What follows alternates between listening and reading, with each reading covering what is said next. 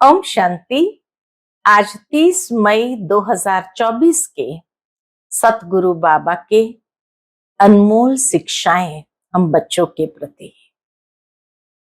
आज की मुरली में बाबा कहे, इसको सतगुरुवार कहा जाता है।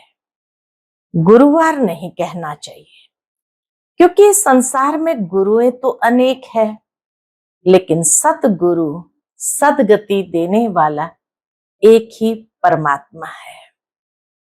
तो इसीलिए सतगुरु शिव बाबा आकर के हमें सबसे पहली श्रीमत यही देते हैं कि बच्चे, तुम्हें आत्म अभिमानी होकर रहना है, दैहिक दृष्टि को समाप्त करना है, जितना हो सके आत्मिक दृष्टि को विकसित करना है, क्योंकि ये मंजिल बहुत ऊंची है।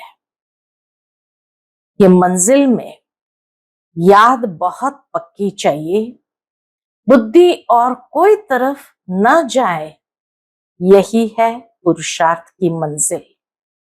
और उसके लिए आत्म अभिमानी बनना आवश्यक है, क्योंकि जितना आत्म अभिमानी बनते जाएंगे उतना विकारी ख्यालात समाप्त होते जाएंगे और बुद्धि का भटकना भी बंद हो जाएगा। देह के तरफ बिल्कुल दृष्टि न जाए, यही है हमारी मंजिल। साथ ही साथ बाबा कहे, पहला पहला निश्चय ये होना चाहिए कि हमको पढ़ाने वाला कौन है। शांति का सागर, सुख का सागर बाप है। कभी इस संसार के अंदर कोई मनुष्य किसी को भी सुख या शांति दे नहीं सकते।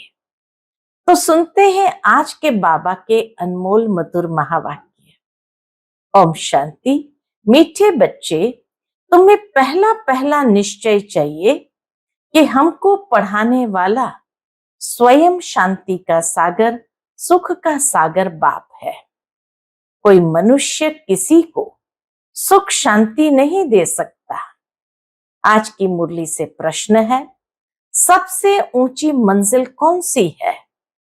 उस मंजिल को पाने का पुरुषार्थ क्या है? उत्तर, एक बाप की याद पक्की हो जाए, बुद्धि और कोई की तरफ न जाए, यही ऊंची मंजिल है। इसके लिए आत्म अभिमानी बनने का पुरुषार्थ करना पड़े। जब तुम आत्म अभिमानी बन जाएंगे तो सब विकारी ख्यालात समाप्त हो जाएंगे, खत्म हो जाएंगे, बुद्धि का भटकना बंद हो जाएगा, देह के तरफ बिल्कुल दृष्टि न जाए। यह मंजिल है, इसके लिए आत्म अभिमानी भव। ओम शांति। रूहानी बच्चों प्रति रूहानी बाप बैठ समझाते हैं। इनको यानी ब्रह्मा बाबा को रूहानी बाप नहीं कहेंगे। आज के दिन को सतगुरुवार कहते हैं। गुरुवार कहना भूल है। बाबा छोटे से छोटी बात को भी ध्यान खिंचवाते हुए अटेंशन दिलाते हैं कि गुरुवार कहना भूल है, सतगुरुवार। गुरु लोग तो बहुत ढेर है, सतगुरु एक ही है। बहुत है जो अपने को गुरु भी कहते हैं, सतगुरु भी कहते हैं। अभी तुम बच्चे समझते हो। क्या समझते हैं? गुरु और सतगुरु में तो फर्क है। सत अर्थात ट्रुथ, सत्य एक ही निराकार बाप को कहा जाता है, न कि मनुष्य को। सच्चा ज्ञान तो एक ही बार ज्ञान सागर बाप आकर देते हैं। मनुष्य को कभी सच्चा ज्ञान दे नहीं सकते। सच्चा है ही एक निराकार बाप। इनका नाम तो ब्रह्मा है। शिव बाबा सच्चा सच्चा एक ही है, बाकी इनका नाम ब्रह्मा है। यह किसी को ज्ञान दे न सके। ब्रह्मा में ज्ञान कुछ भी था नहीं। जब तक शिव बाबा की प्रवेशता न हुई तब तक ब्रह्मा बाबा में कोई ज्ञान नहीं था। अभी भी कहेंगे इनमें सारा ज्ञान तो है नहीं। संपूर्ण ज्ञान तो ज्ञान सागर परमपिता परमात्मा में ही है। अभी ऐसा कोई मनुष्य है नहीं जो अपने को सतगुरु कहला सके। सतगुरु माना संपूर्ण सत्य। तुम जब सत बन जाएंगे फिर ये शरीर नहीं रहेगा। बाबा कहे तुम जब सत बन जाएंगे तो फिर ये शरीर नहीं रहेगा। मनुष्य को कभी सतगुरु कह नहीं सकते। मनुष्य में तो कोई पाई की भी ताकत नहीं है। बाबा कहे मनुष्य में तो पाई की भी ताकत नहीं है। ये खुद कहते हैं, क्या कहते हैं? मैं भी तुम्हारे जैसा मनुष्य हूं। ब्रह्मा बाबा खुद भी कहते हैं मैं भी तुम्हारे जैसा मनुष्य हूं। इसमें ताकत की बात उठ नहीं सकती। यह तो बाप पढ़ाते हैं, न कि ब्रह्मा। ये ब्रह्मा भी उनसे पढ़कर फिर पढ़ाते हैं। तुम ब्रह्मा कुमार कुमारियां कहलाने वाले भी परम पिता परमात्मा सतगुरु से पढ़ते हो। तुमको उनसे ताकत मिलती है, शिव बाबा से ही ताकत मिलती है। ताकत का मतलब यह नहीं कि कोई को घुसा मारो जो गिर पड़े। ताकत का मतलब बाबा कहे ये नहीं कि किसी को भी घुसा मारो जो गिर पड़े। नहीं, यह है रूहानी ताकत, आत्मिक शक्ति की बात की गई है। तो यह है रूहानी ताकत जो रूहानी बाप द्वारा मिलती है। याद के बल से तुम शांति को पाते हो और पढ़ाई से तुमको सुख मिलता है। याद से शांति और पढ़ाई से सुख मिलता है। जैसे और टीचर्स तुमको पढ़ाते हैं वैसे बाप भी पढ़ाते हैं। यह भी पढ़ते हैं। ब्रह्मा बाबा खुद भी तो पढ़ते हैं, स्टूडेंट है। देहधारी जो भी है वे सभी स्टूडेंट है। बाप को तो देह है नहीं, वह निराकार है, वही आकर पढ़ाते हैं। जैसे और स्टूडेंट पढ़ते हैं वैसे तुम भी पढ़ते हो। इसमें मेहनत की बात नहीं। पढ़ने समय हमेशा ब्रह्मचर्य में रहते हैं। ब्रह्मचर्य में पढ़कर जब पूरा करते हैं तब बाद में विकार में गिरते हैं। मनुष्य तो मनुष्य जैसे ही देखने में आते हैं। कहेंगे ये फलाना आदमी है, यह LLB है, ये फलाना ऑफिसर है। पढ़ाई पर टाइटल मिल जाता है, शक्ल तो वही है। बाबा कहे पढ़ाई के आधार पर उनको लेबल मिलते हैं, टाइटल मिलते हैं, शक्ल तो वही रहती है। उस जिस्मानी पढ़ाई को तो तुम जानते हो। साधु संत आदि जो शास्त्र पढ़ते पढ़ाते हैं उनमें कोई बड़ाई नहीं। उससे कोई को शांति तो मिल नहीं सकती। खुद भी शांति के लिए धक्के खाते हैं। जंगल में अगर शांति होती तो फिर वापस क्यों लौटते? बाबा कहे कई महान आत्माएं जंगलों में गए शांति के लिए। अगर वहां शांति होती तो फिर शहरों में क्यों आते, वापस क्यों लौटते? मुक्ति को तो कोई को पता नहीं है। मुक्ति किसको कहा जाए ये तो कोई को पता नहीं है। जो भी अच्छे अच्छे नामी ग्रामी रामकृष्ण परमहंस आदि होकर गए हैं वह भी सब पुनर्जन्म लेते लेते नीचे ही आए हैं। मुक्ति जीवन मुक्ति को कोई भी पाते नहीं है। कायदा ही नहीं कि ड्रामा के बीच से कोई मुक्ति जीवन मुक्ति को पा सके। तमो प्रधान बनना ही है। देखने में तो कुछ नहीं आता। कोई से पूछो तुमको गुरु से क्या मिलता है? तो कहेंगे शांति मिलती है, परंतु मिलता कुछ भी नहीं। शांति का अर्थ ही नहीं जानते। अभी तुम बच्चे समझते हो बाबा ज्ञान का सागर है और कोई साधु संत गुरु आदि शांति का सागर हो न सके। मनुष्य किसको सच्ची शांति दे नहीं सकते। तुम बच्चों को पहले पहले तो निश्चय करना है। क्या निश्चय करेंगे? शांति का सागर एक बाप है जो हमको पढ़ाते हैं। सृष्टि का चक्र कैसे फिरता है वह भी बाप ने समझाया है। मनुष्य मनुष्य को कभी सुख शांति दे नहीं सकते। ये ब्रह्मा उनका रथ है, तुम्हारे जैसा स्टूडेंट ही है। ब्रह्मा बाबा के लिए भी बाबा कहे ये रथ है, परंतु तुम्हारे जैसा स्टूडेंट ही है। यह भी गृहस्थ व्यवहार में रहने वाला था, सिर्फ बाप को अपना रथ लोन पर दिया है, सो भी वानप्रस्थ अवस्था में। तुमको समझाने वाला एक बाप है। वह बाप कहते हैं सबको निर्विकारी बनना है। जो खुद नहीं बन सकते तो फिर अनेक प्रकार की बातें करेंगे।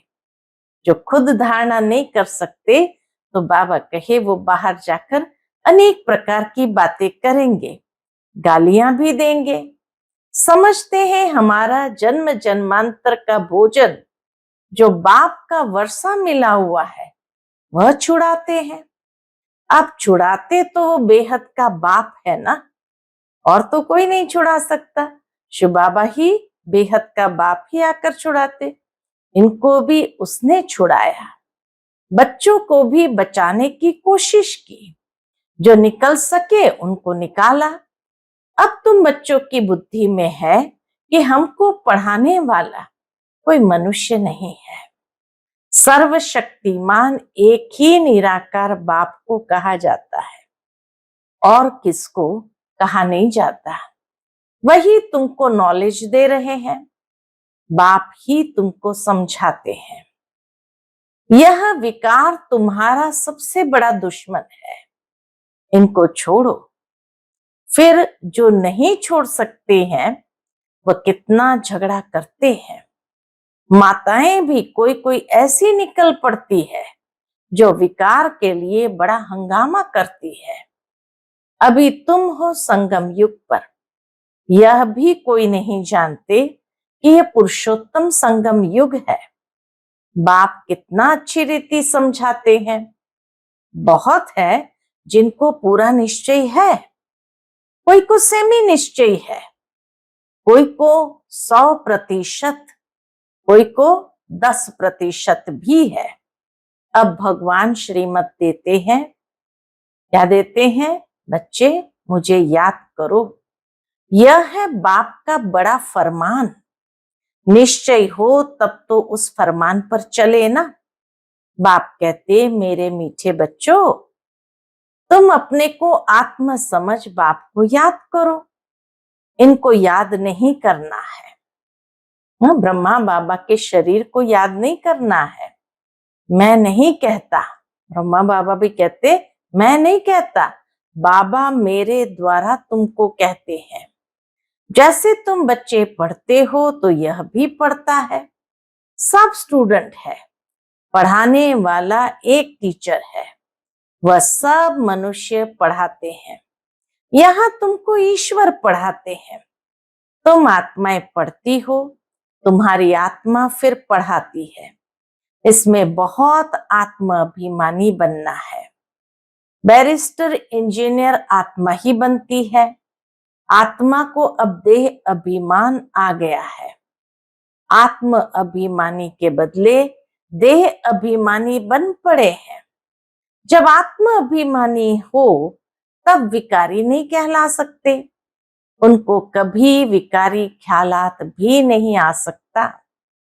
देह अभिमान से ही विकारी ख्याल आते हैं, फिर विकारी की ही दृष्टि से देखते हैं। बाबा कहे देह अभिमान से ही विकारी ख्याल आते हैं, फिर विकार की ही दृष्टि से देखते हैं। देवताओं की विकारी दृष्टि कभी नहीं हो सकती। ज्ञान से फिर दृष्टि बदल जाती है। सतयुग में ऐसे थोड़ी प्यार करेंगे, डांस करेंगे। वहां प्यार करेंगे परंतु विकार की बांस नहीं होगी। जन्म जन्मांतर विकार में गए हैं तो वह नशा बहुत मुश्किल उतरता है।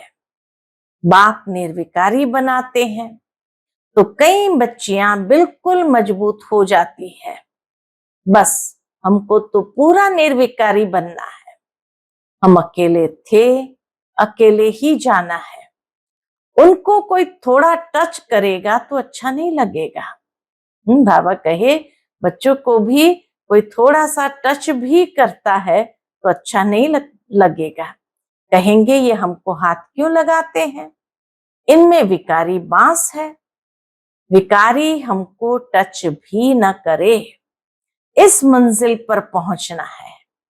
देह तरफ बिल्कुल दृष्टि ही न रहे। वह कर्मातीत अवस्था अभी बनानी है। अभी तक ऐसा नहीं है कि सिर्फ आत्मा को ही देखते हैं। मंजिल है। बाप हमेशा कहते रहते हैं, बच्चे अपने को आत्मा समझो। ये शरीर दुम है जिसमें तुम पार्ट बजाते हो। शरीर क्या है? दुम है जिसमें तुम पार्ट बजाते हो। कई कहते हैं इनमें शक्ति है, शिव बाबा है, परमात्मा शक्ति है। ये नहीं समझते। क्या कहते? इनमें शक्ति है, परंतु शक्ति की कोई बात ही नहीं। ये तो पढ़ाई है, जैसे और भी पढ़ते हैं, यह भी पढ़ते हैं। प्योरिटी के लिए कितना माथा मारना पड़ता है, बड़ी मेहनत है। इसलिए बाप कहते हैं एक दो को आत्मा ही देखो। सतयुग में भी तुम आत्म अभिमानी रहते हो। वहां तो रावण राज्य ही नहीं, विकार की बात ही नहीं। यहाँ रावण राज्य में सब विकारी है। इसलिए बाप आकर निर्विकारी बनाते हैं। नहीं बनेंगे तो सजा खानी पड़ेगी। आत्मा पवित्र बनने बिगर ऊपर जा न सके। हिसाब किताब चुक तो करना पड़ता है, फिर भी पद कम हो पड़ता है। यह राजधानी स्थापन हो रही है। बच्चे जानते हैं स्वर्ग में एक आदि सनातन देवी देवताओं का राज्य था। पहले पहले तो जरूर एक राजा रानी होंगे, फिर डिनाइस्टी होगी, प्रजा ढेर बनती है। उसमें अवस्थाओं में फर्क पड़ेगा। बाबा कहे राजाओं की अवस्था में भी फर्क पड़ेगा। जिनको पूरा निश्चय नहीं, वह पूरा पढ़ भी न सके, पवित्र बन न सके। आधा कल्प के पतित एक जन्म में 21 जन्मों के लिए पावन बने। मासी का घर है क्या? मुख्य है ही काम की बात, क्रोध आदि का इतना नहीं।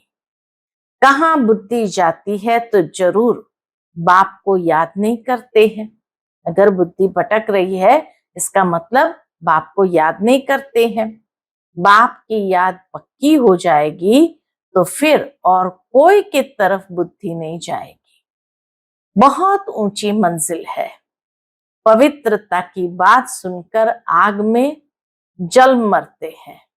कहते हैं यह बात तो कभी कोई ने कही नहीं, कोई शास्त्र में है नहीं। बड़ा मुश्किल समझते हैं। वह तो है ही निवृत्ति मार्ग का धर्म अलग। बाबा कहे वह तो है ही निवृत्ति मार्ग का धर्म अलग। उनको तो पुनर्जन्म ले फिर भी संन्यास धर्म में ही जाना है, वही संस्कार ले जाते हैं। तुमको तो घर बार छोड़ना नहीं है। समझाया जाता है भल घर में रहो, उन्हों को भी समझाओ। अब है संगम युग। पवित्र बनने बिगर सतयुग में देवता बन नहीं सकेंगे। थोड़ा भी ज्ञान सुनते हैं तो प्रजा बनती जाती है। प्रजा तो ढेर होती है ना। सतयुग में वजीर भी नहीं होते, क्योंकि बाप संपूर्ण ज्ञानी बना देते हैं। वजीर आदि चाहिए किसको? अज्ञानियों को। इस समय देखो, एक दो को मारते कैसे हैं। दुश्मनी का स्वभाव कितना कड़ा है। अभी तुम समझते हो हम ये पुराना शरीर छोड़ जाकर दूसरा लेते हैं, कोई बड़ी बात है क्या? वह दुख से मरते हैं, तुमको सुख से बाप की याद में जाना है। जितना मुझ बाप को याद करेंगे तो और सब भूल जाएंगे, कोई भी याद नहीं रहेगा। परंतु यह अवस्था तब हो जब पक्का निश्चय हो। निश्चय नहीं तो याद भी ठहर नहीं सकती है। नाम मात्र सिर्फ कहते हैं, निश्चय ही नहीं तो याद काहे को करेंगे। सबको एक जैसा निश्चय तो नहीं है।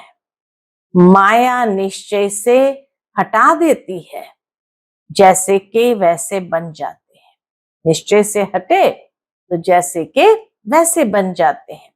पहले पहले तो निश्चय चाहिए बाप में। संशय रहेगा क्या कि यह बाप नहीं है? बाबा कहे संशय रहेगा क्या कि यह बाप नहीं है। बेहद का बाप ही ज्ञान देते हैं। यह तो कहता है मैं सृष्टि के रचयिता और रचना को नहीं जानता था। ब्रह्मा बाबा तो नहीं जानता था। मेरे को कोई तो सुनाएगा। मैंने 12 गुरु किए, उन सबको छोड़ना पड़ा। गुरु ने तो ज्ञान दिया नहीं है। परमात्मा आते हैं, उसका सबसे बड़ा प्रमाण उसका ज्ञान है कि जो ज्ञान कोई शास्त्र में नहीं, कोई मनुष्य के पास नहीं। सतगुरु ने अचानक आकर प्रवेश किया, समझा पता नहीं क्या होना है। ब्रह्मा बाबा को लगा पता नहीं क्या होना है। गीता में भी है ना, अर्जुन को भी साक्षात्कार कराया। अर्जुन की बात है नहीं, ये तो रथ है ना। यह भी पहले गीता पढ़ता था। बाप ने प्रवेश किया, साक्षात्कार कराया कि यह तो बाप ही ज्ञान देने वाला है, तो उस गीता को छोड़ दिया। सच्चा ज्ञान जैसे मिला तो उस गीता को छोड़ दिया। बाप है ज्ञान का सागर, हमको तो वही बताएगा ना। गीता है माय बाप, वह बाप ही है जिसको त्वमेव माताश्च पिता कहते हैं। वह रचना रचते हैं, एडॉप्ट करते हैं ना। यह ब्रह्मा भी तुम्हारे जैसा है। बाप कहते हैं इनकी भी जब वानप्रस्थ अवस्था होती है तब मैं प्रवेश करता हूँ। ब्रह्मा बाबा की भी जब वानप्रस्थ अवस्था होती है तब शिव बाबा प्रवेश करते हैं। कुमारियां तो है ही पवित्र, उनके लिए तो सहज है। शादी के बाद कितने संबंध बढ़ जाते हैं, इसलिए देही अभिमानी बनने में मेहनत लगती है।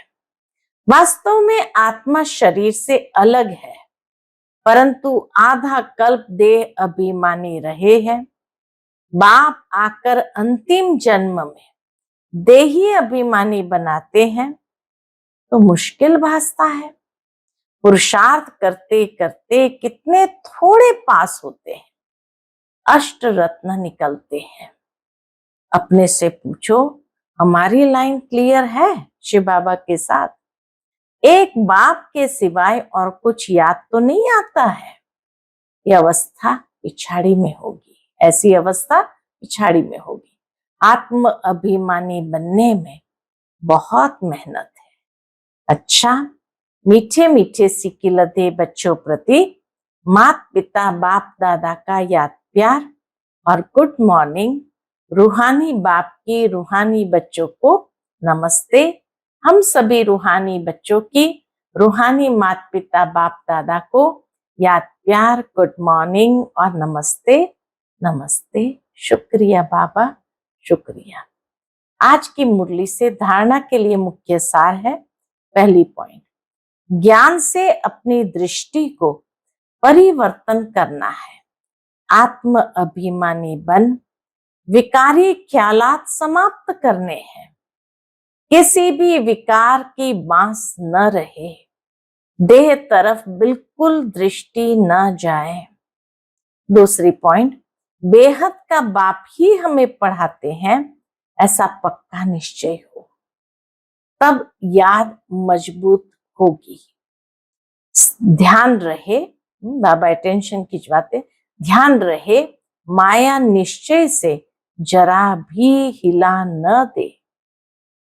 आज का बाप दादा का मधुर वरदान हम बच्चों के प्रति है, सेवा भाव से सेवा करते हुए आगे बढ़ने और बढ़ाने वाले निर्विघ्न सेवाधारी भव। सेवा भाव से सेवा करते हुए आगे बढ़ने और बढ़ाने वाले निर्विघ्न सेवाधारी भव। निर्विघ्न सेवाधारी भव। सेवा भाव सफलता दिलाता है। सेवा में अगर अहम भाव आ गया तो उसको सेवा भाव नहीं कहेंगे। किसी भी सेवा में अगर अहम भाव मिक्स होता है तो मेहनत भी ज्यादा, समय भी ज्यादा लगता और स्वयं की संतुष्टि भी नहीं होती। सेवा भाव वाले बच्चे स्वयं भी आगे बढ़ते और दूसरों को भी आगे बढ़ाते हैं। वे सदा उड़ती कला का अनुभव करते हैं। उनका उमंग उत्साह स्वयं को निर्विघ्न बनाता और दूसरों का कल्याण करता है। आज का स्लोगन है, ज्ञानी तो आत्मा वह है कौन? बाबा कहे, ज्ञानी तो आत्मा वह है जो महीन और आकर्षण करने वाले धागों से भी मुक्त है। ज्ञानी तो आत्मा वह है जो महीन और आकर्षण करने वाले धागे से भी मुक्त है। अच्छा, ओम शांति।